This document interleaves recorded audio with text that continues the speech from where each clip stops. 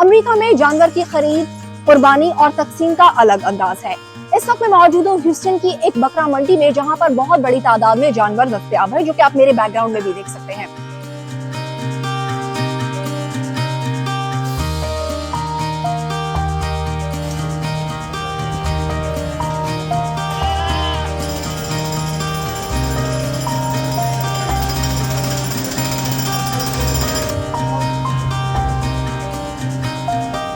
It is much harder to find in Texas and America to find people that are openly allowing you to see your animal get processed, which is something that is unique about us. We're 100% halal, we're 100% hand slaughtered, and we allow our customers to see what we do. We have nothing to hide, and we're more than welcoming for y'all to come and see how we process your animal.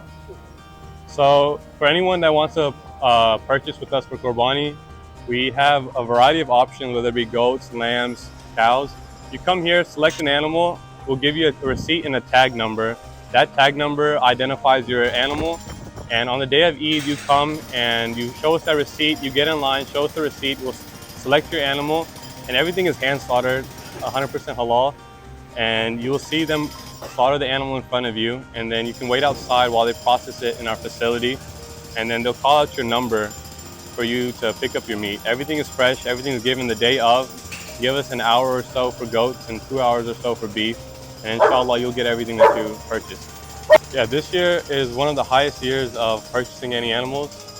There's a high demand and low quantity of beef out there, as well as goats and lambs, but especially beef. There's a high demand, and the prices went up drastically due to the circumstances that we're in.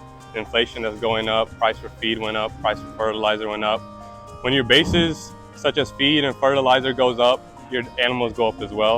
But in America, it's much more difficult for someone to be able to keep a goat, a lamb, especially a cow in their backyard. City ordinance doesn't let you have that in your backyard.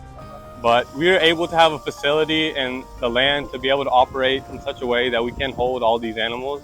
Whereas in Pakistan, Bangladesh, India, whatever it may be, they have much smaller land and high density, where it's much harder to control this amount of animals.